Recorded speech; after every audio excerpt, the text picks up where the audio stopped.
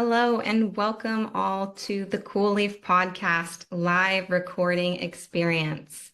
I am Melissa Perry, Marketing Director at Cooleaf and ITA Group Technology, and I'm excited to be your MC for today. We have a great session ahead of us with the amazing Sonya Tolson, Global Chief People Officer at McLarens.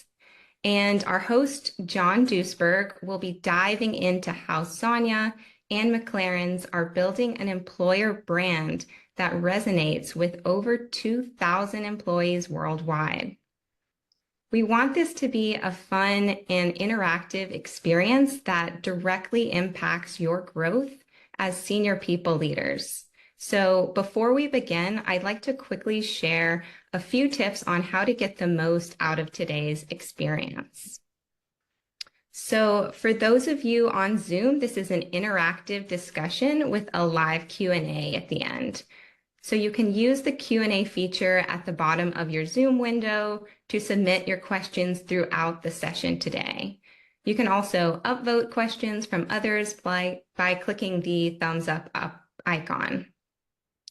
And we also encourage you to engage openly in the chat today. The Cooleaf Podcast executive producer, Jeff Bond, is serving as our engagement director. So he will be active in the Zoom chat and you'll see him in there responding to your comments and questions. We really want this session to be an opportunity for you all to learn from one another as well. So we're going to be starting off with an icebreaker question that we'd like to invite you all to answer in the chat.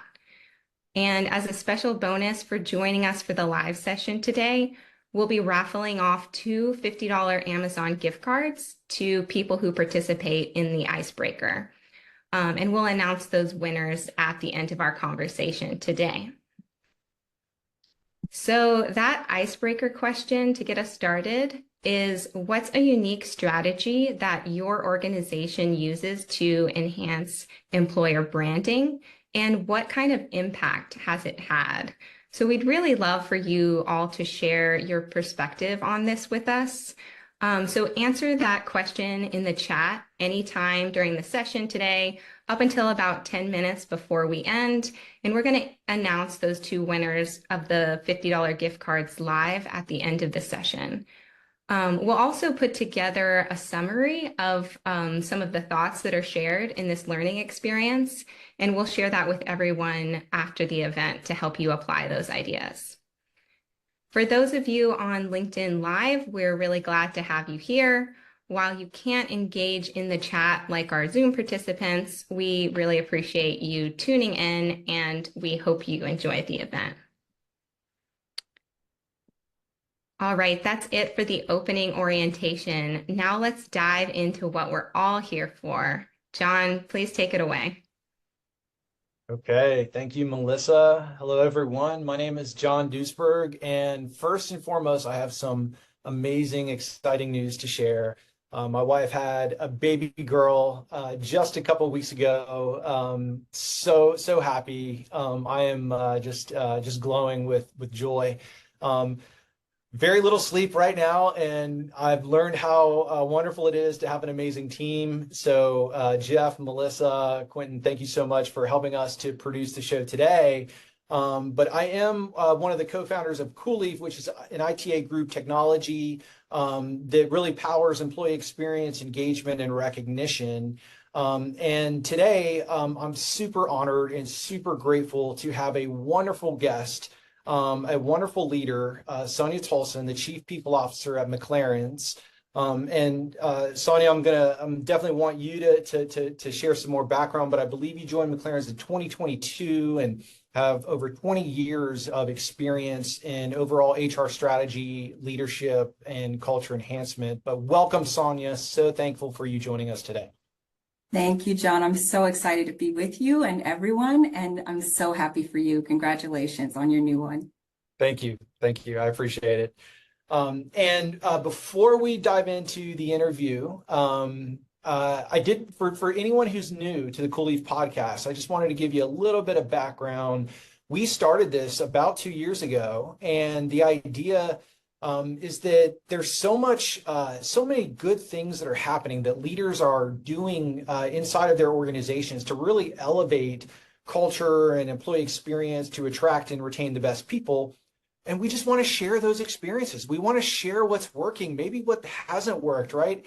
And so, we will invite leaders onto our show just to speak about their lessons learned, the strategies that they're deploying, and any advice and best practices that we all from a community can learn from to be better leaders inside of our organization. So that's the background. That's our intention today. And with that, I'll jump right in, Sonya. So wanted to start us off with just giving our audience kind of a little bit more context about your role from a leadership perspective at McLarens, but also as an organization overall. I know it's around 2,300, I think over 40 countries around the world. So tell us a little bit of context, that background for our audience to kick us off. Yeah, happy to do so. Thank you, John. So I do have the distinct pleasure and privilege and honor of serving as our Global Chief People Officer here at McLarens. I would sum up my primary responsibility in that role in just this brief sort of statement that I'm responsible for ensuring alignment between our human capital strategy and our business objectives.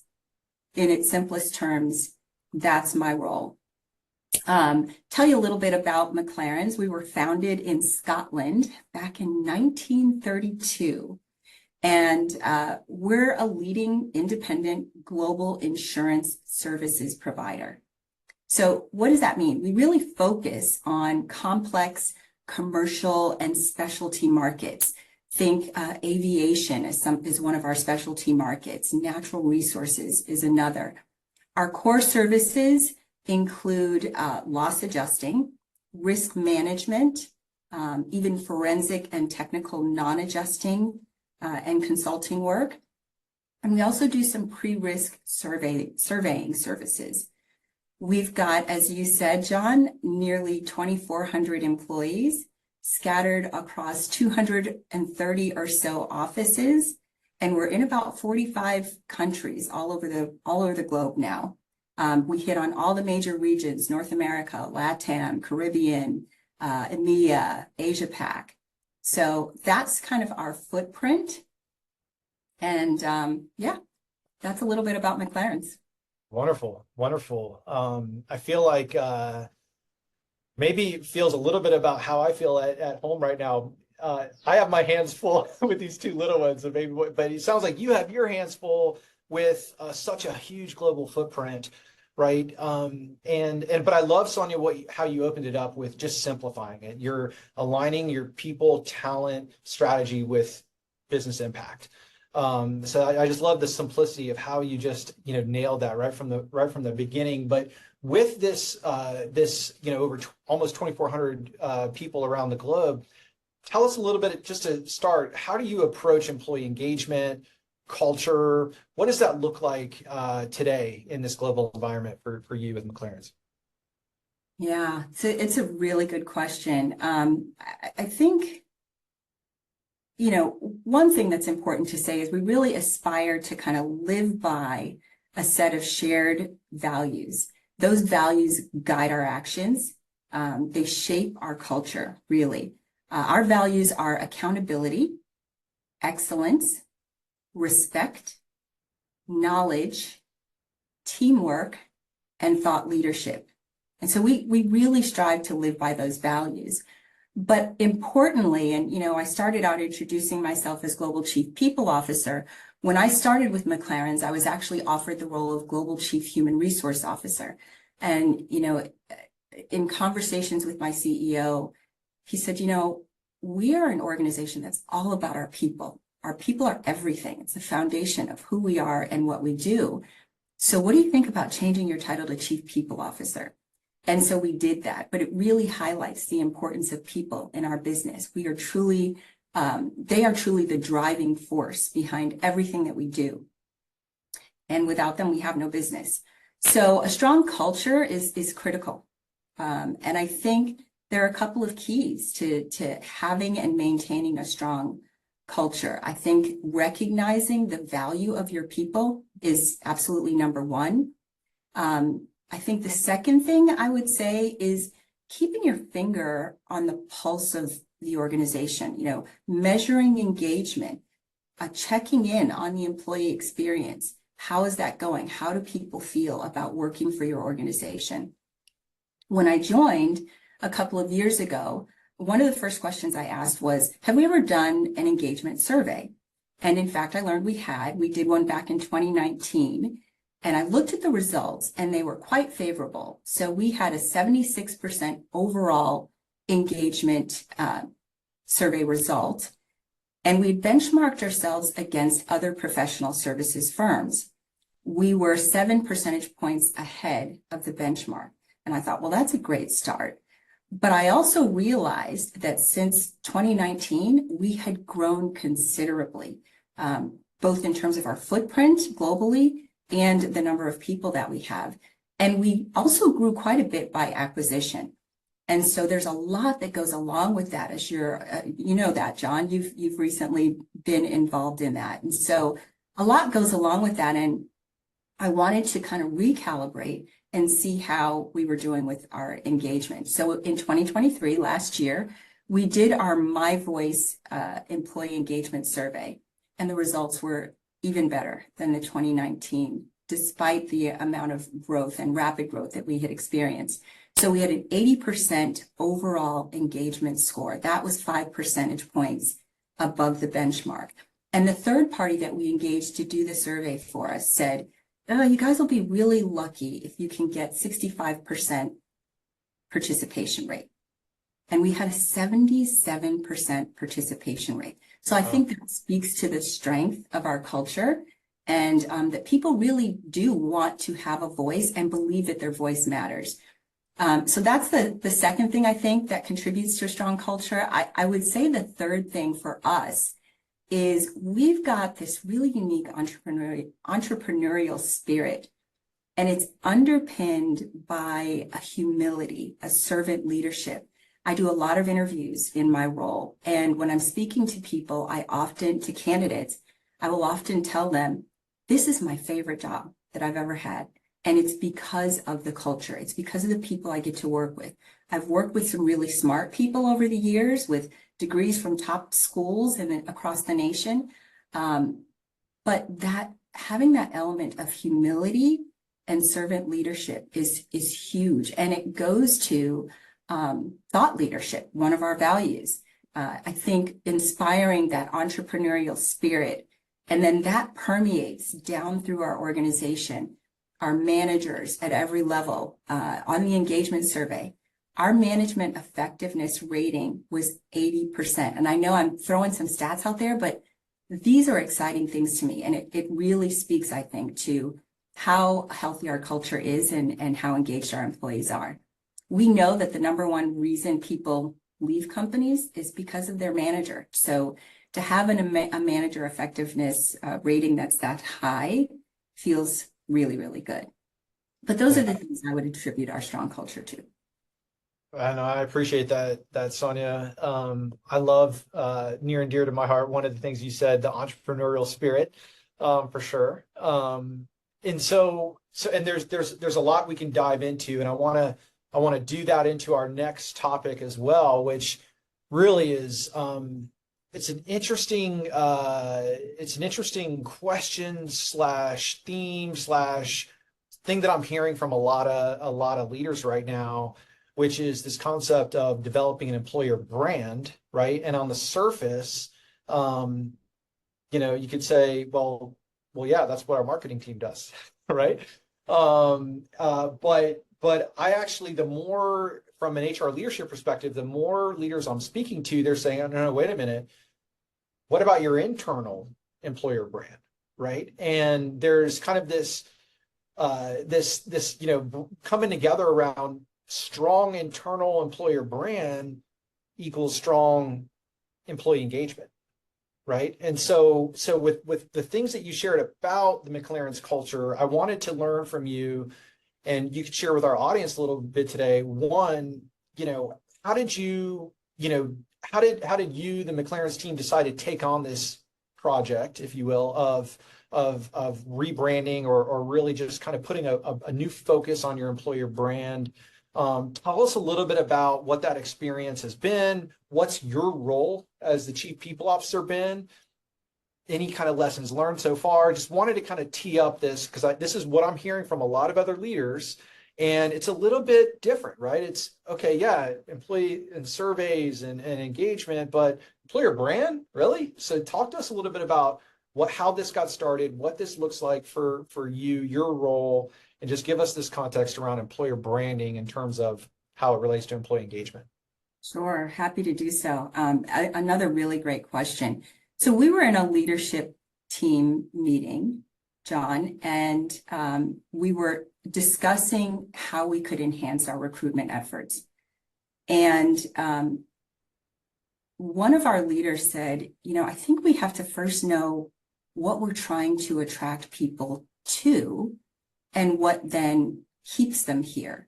And that was the start of it. And immediately I thought employer value proposition, we've got to start there. What is our brand? Who are we as an employer?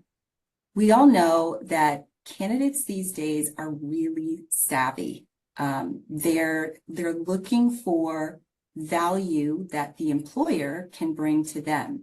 Everyone knows there's a war on talent, and we in our business exist in a very competitive, highly saturated market. So being able to differentiate ourselves from our competitors in the same way that you want to do that as a part of your broader corporate brand, we wanted to be able to differentiate ourselves in the market from our competitors from an employer standpoint. So we're not only trying to attract and find the top talent, but we know they're shopping us.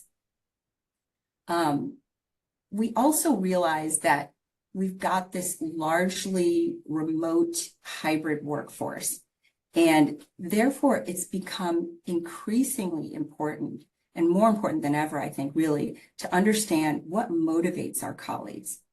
So we knew that if we could crack the code on the value that we offer as an employer, then we could not only attract that top talent, but probably realize, not probably, but assuredly, realize better outcomes in terms of employee engagement and retention, yes, but also employee productivity and revenue, things that are true business drivers. And so that's why I felt like an employer value proposition was really important for us to understand and get our heads around. My role in this process, I'm very fortunate to be surrounded by a team of really, really strong individuals who are great at what they do. And my director of HR for our EMEA region has really run with this particular project. But I've been involved every step of the way. And it's, again, back to aligning that human capital strategy with corporate objectives. So I just wanted to make sure that every step of the way we were being true to who we are and our vision and mission as an organization.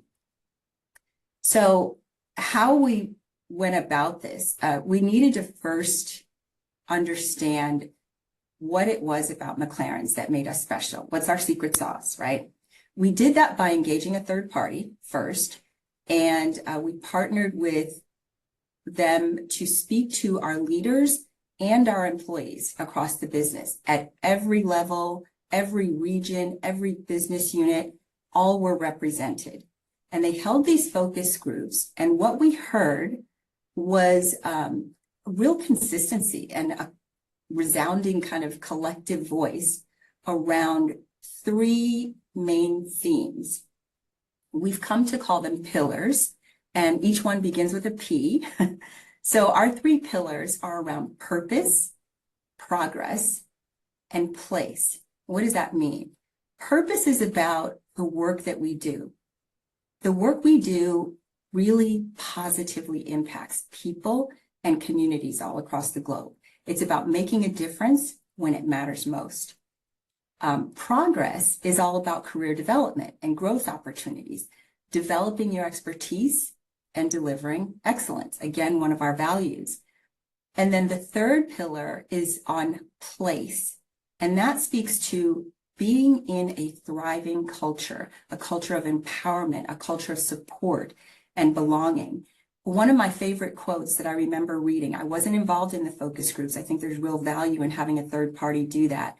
But one of my favorite quotes that came out of one of those focus groups on the topic of place, thriving in a culture of empowerment, was something to the effect of, what was it? It's fun to work somewhere where you can have a big impact, and the openness to change here is fantastic.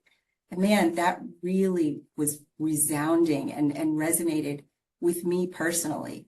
So we decided with those three themes that while there will be points in time where we are leaning on each of them, both internally and externally, our primary focus for external candidates was going to be on progress. We wanted to speak to that career development and growth opportunity the most. For our internal associates, we're focusing on purpose and place. We want them to know at the end of it all, it's all here. And that became kind of our payoff line, if you will. We were calling it a tagline at first, but it's really become our payoff line. We want candidates to know the payoff is that you can find everything you need here to grow and develop your career. You can find a place where the work you do is meaningful and makes a difference in the lives of people, and that your voice is heard, that your thought leadership matters, and you can have a sense of belonging. So we think if we get this right, we will have that enhanced recruitment, higher retention, and the engagement will follow. I love it. I love it, Sonya. Really interesting too, because you said, just to kind of go back, it started with a conversation around recruiting.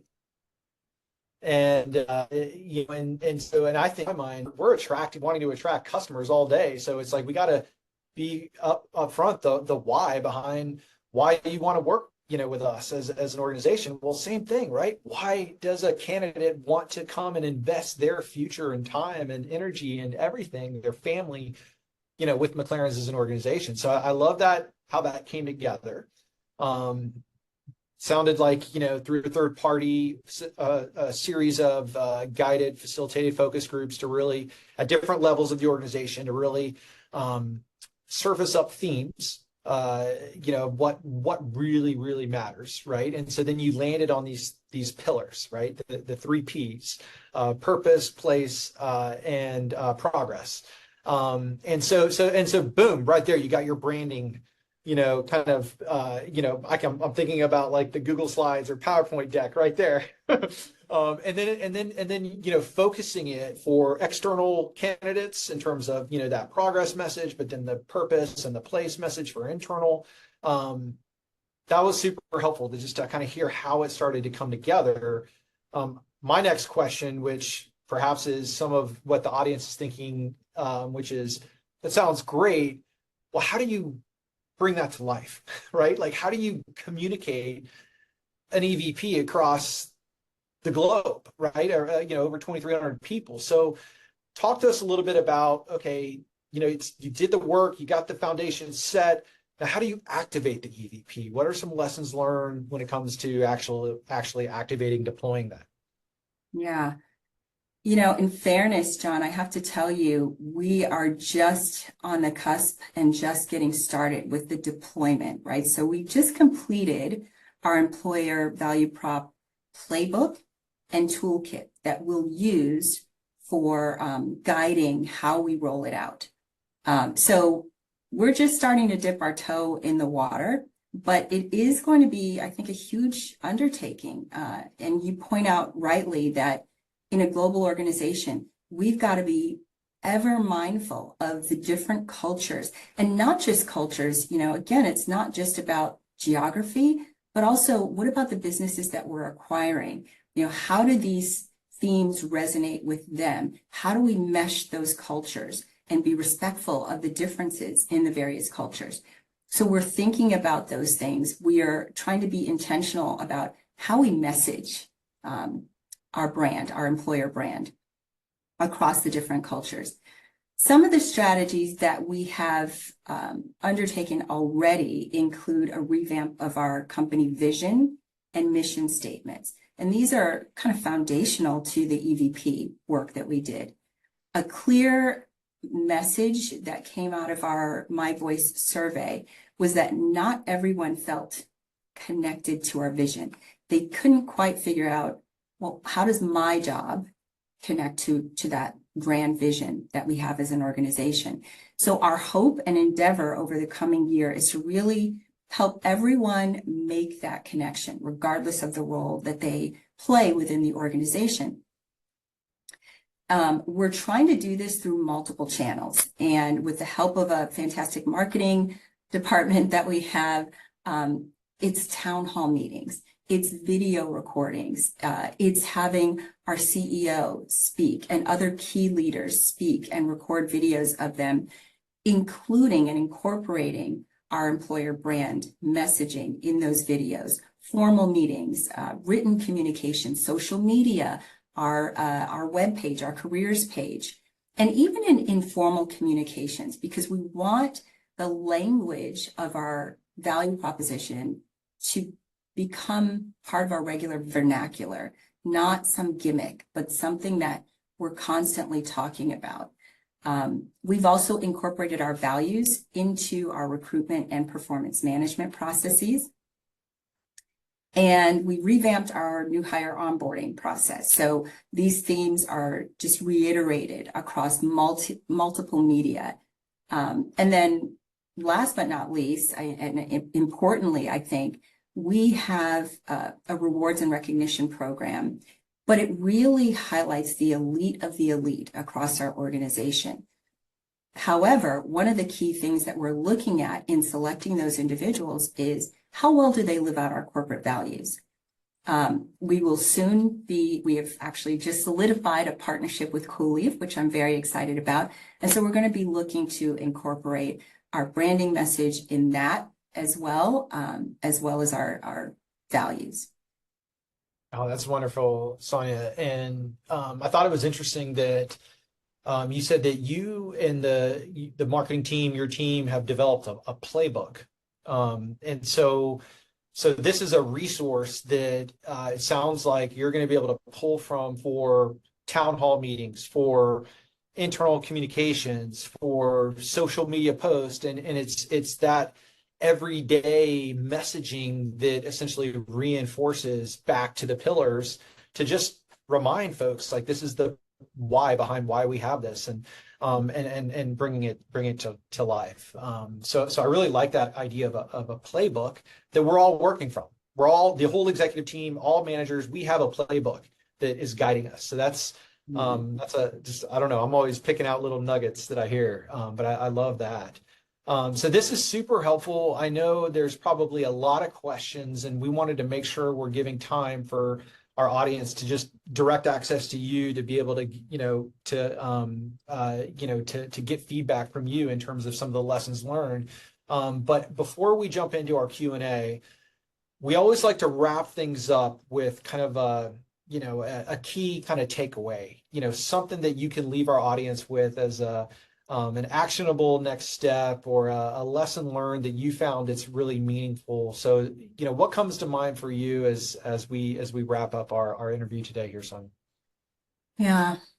I would say, John, one of the biggest things that I think will be most impactful in deploying our EVP is engaging our employees in the branding process, right? So we engage them from the very beginning when we held those focus groups, but even in the artwork that we have, the collateral that we'll use to post on our careers page and on job postings and things of that nature, we used actual employees in those photos and images of various parts of our business, and no business unit was left out. So there's representation across the entirety of the business in everything that we did. So I think that's a big one. Involve your employees in your process. And then I would just say, focus on authenticity and alignment, aligning to who you are as a business and where it is that you want to go, and make sure that what you are creating from a branding perspective is truly authentic and resonates with people across your business. And I think the last thing I would just say is it's probably going to be an ongoing journey. We do not have it all figured out yet, and we will continue to learn as we go, and it'll probably be iterative to some degree. But yeah, those are the things I would say. This is wonderful, Sonya. Thank you so much for just being willing to share, your lessons learned, and I love how you ended that with, getting employees involved and having that authentic voice to reflect everything from artwork to graphics to make sure that representation is there. So love that. Thank you, Melissa. I'm going to pass it back to you to help lead us through the Q&A, and we absolutely want to hear from our audience and encourage questions that Sonya is going to be able to provide feedback on. But I'll pass it to you, Melissa. Yes, thank you so much. This was incredible. Thank you, Sonya, for all of that knowledge and wisdom.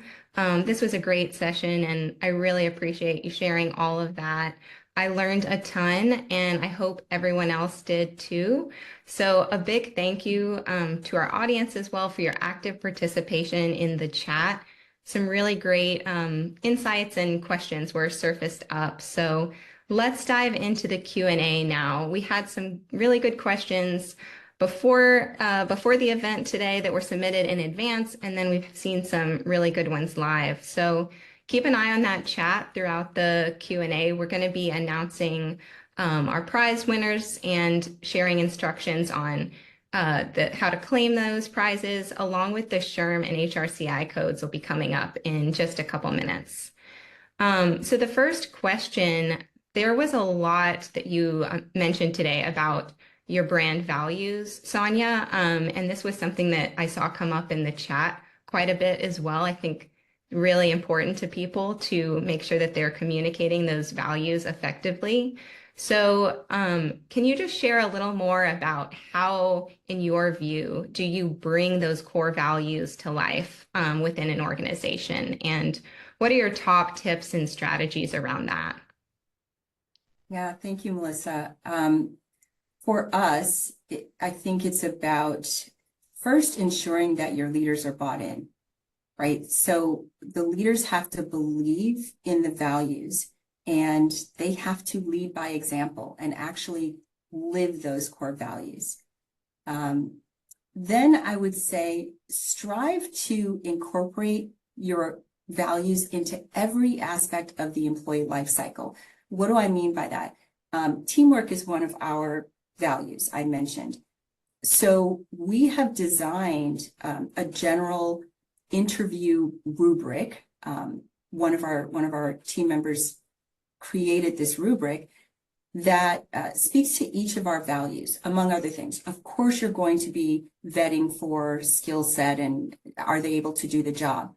But if you want to know if you're bringing in someone who has teamwork as a value or has demonstrated the ability to be a team player, hopefully you're asking behaviorally based interview questions that speak to that value. And we do that with each one of our values.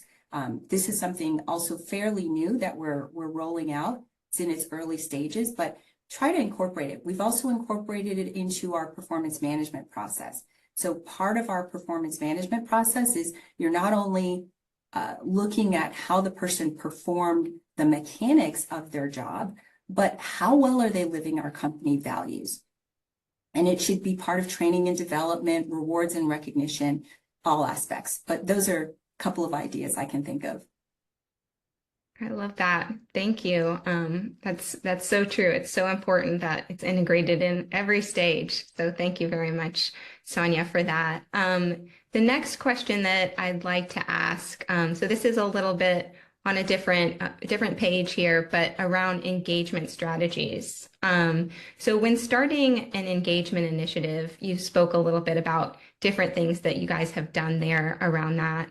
What are the factors that you take into consideration to determine what works best within your organization?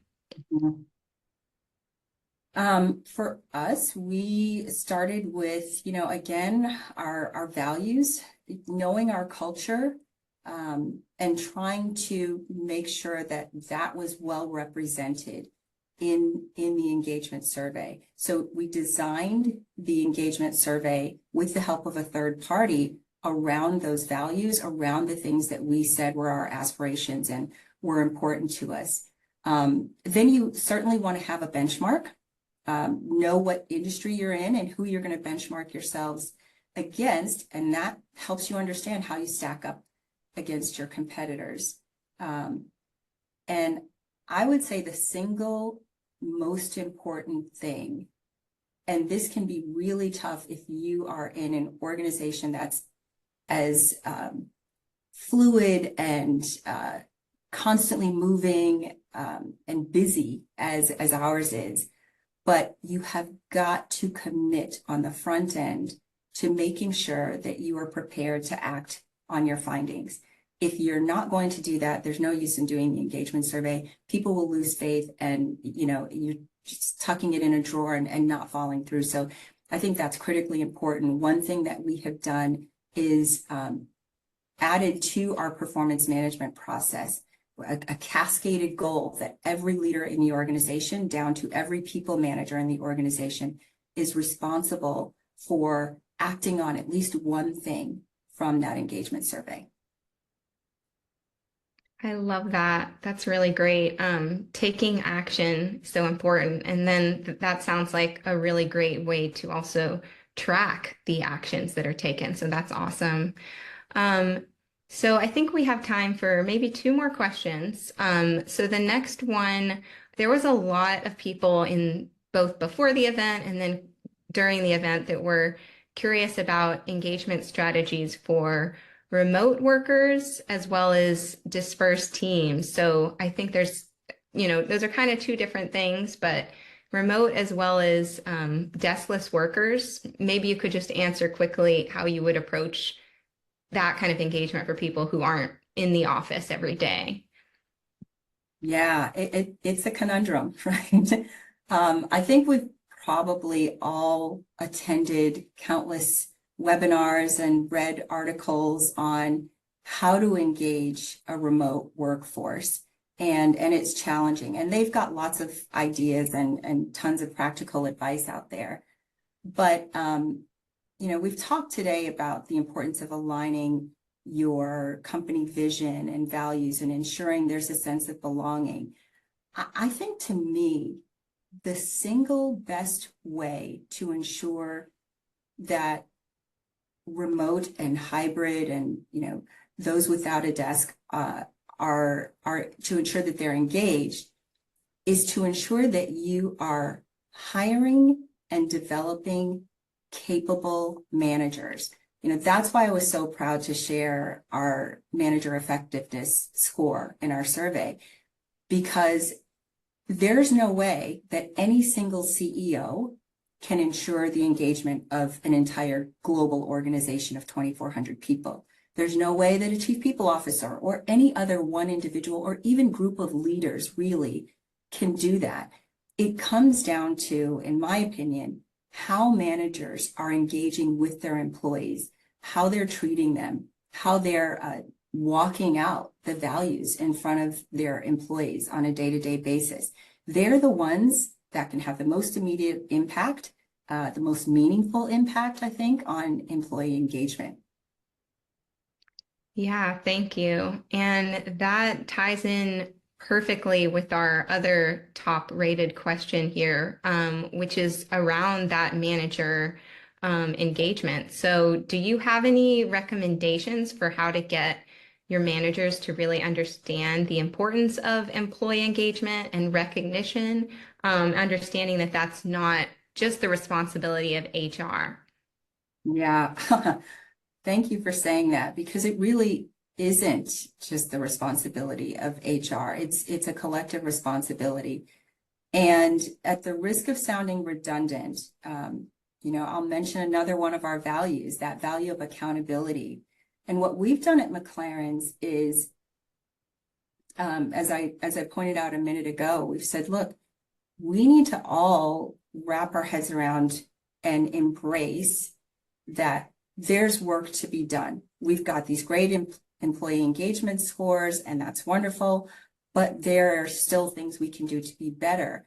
And we want to be able to measure and report on that improvement. So we really tie goals and objectives for our managers to those results. So if we're looking for improving our sense of belonging, or that point of ensuring that the mission, this is one thing that we heard in our survey, ensuring that the vision, I'm able to connect what I do as an associate to the vision of the company. Well, the managers have got to be talking about the vision. They need to be asking the question when they're having their check-ins with their team members of, do you feel a connection to the vision? Do you understand how your job connects? Can you tell me what you think that is? And being intentional about talking about those things, and then being held to account that we're going to have another town hall meeting and we're going to share with employees what we've done with the feedback that you gave us. And we need to have those stories from the front lines, from our managers, from our leaders across the organization on what they're doing to move the needle.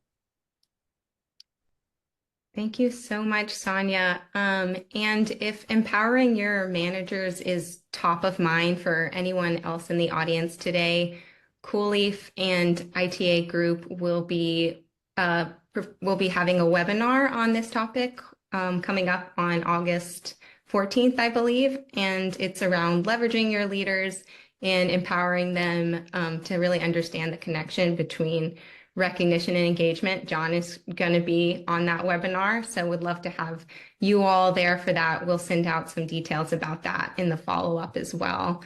But thank you all so much for joining us. Sonya, this was incredible. A huge, huge thank you to you and the McLarens team for supporting us on this. Thank you as well with Chat with Leaders Media for making this event possible for us, and our engagement director, Jeff Vaughn. And a special shout out to our audience for your work in elevating great workplace cultures and making a positive impact with us today. So before we wrap, I'd like to announce our 2 prize winners. Thank you for participating in the chat. They are Jennifer Schultz and Amy Brundine. So our team will be contacting you soon to send you those gift cards. Thank you again for your insights there. And don't forget to subscribe to the Cooleaf Podcast on Apple Podcasts, Spotify, YouTube Music, or your favorite platform. Scan the QR code on your screen to access all 40+ episodes and stay updated with future content that will support your growth. The SHRM and HRCI codes are on screen for those earning credits today. They will be available for the next minute when the closing music rolls, so feel free to take a screenshot or jot those down. Thank you so much for joining us. Continue to lead with love. We look forward to seeing you all next time.